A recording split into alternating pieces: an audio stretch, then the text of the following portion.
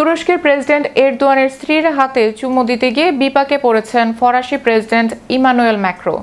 গত ৭ জুলাই এরদোয়ানের আয়োজিত সংবর্ধনা অনুষ্ঠানে ঘটে এই ঘটনা। ম্যাক্রো এগিয়ে এলে সঙ্গে সঙ্গে নিজের হাত নামিয়ে নেন এরদোয়ানের স্ত্রী। বিস্তারিত থাকছে ডেস্ক রিপোর্টে। তুরস্কের প্রেসিডেন্ট এরদোয়ানের স্ত্রীর হাতে চুমু দিতে গিয়ে বিপাকে পড়েছেন ফরাসি প্রেসিডেন্ট ইমানুয়েল ম্যাক্রো। গত ৭ জুলাই এরদোয়ানের আয়োজিত সংবর্ধনা অনুষ্ঠানে ঘটে এই ঘটনা। ম্যাক্রো এগিয়ে এলে সঙ্গে সঙ্গে নিজের হাত নামিয়ে নেন এরদোয়ানের স্ত্রী। এ নিয়ে সামাজিক যোগাযোগ মাধ্যমে শুরু হচ্ছে নানা আলোচনা ও তীব্র সমালোচনা। তুরস্কের আঙ্কারায় প্রেসিডেন্ট প্রাসাদে ন্যাটোভুক্ত দেশগুলোর রাষ্ট্র ও সরকার প্রধানদের সম্মানে আয়োজিত বিশেষ সংবর্ধনা অনুষ্ঠানে ঘটে যাওয়া একটি ঘটনা বর্তমানে বিশ্বজুড়ে ব্যাপক আলোচনার জন্ম দিয়েছে।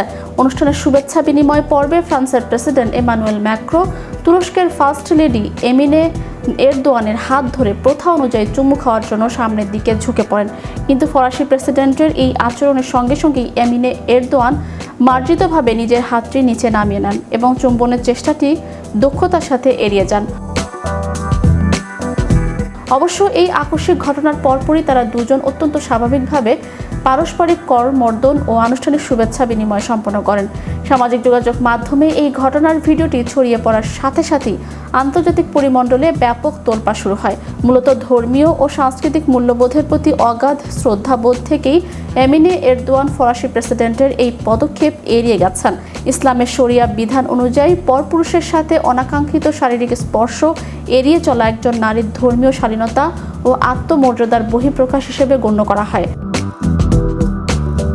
অন্যদিকে আন্তর্জাতিক কূটনৈতিক প্রোটোকল ও শিষ্টাচার অনুযায়ী কোনো নারী নিজে থেকে আগে হাত না বাড়ানো পর্যন্ত কোনো পুরুষের পক্ষ থেকে আগে হাত বাড়ানো উচিত নয়।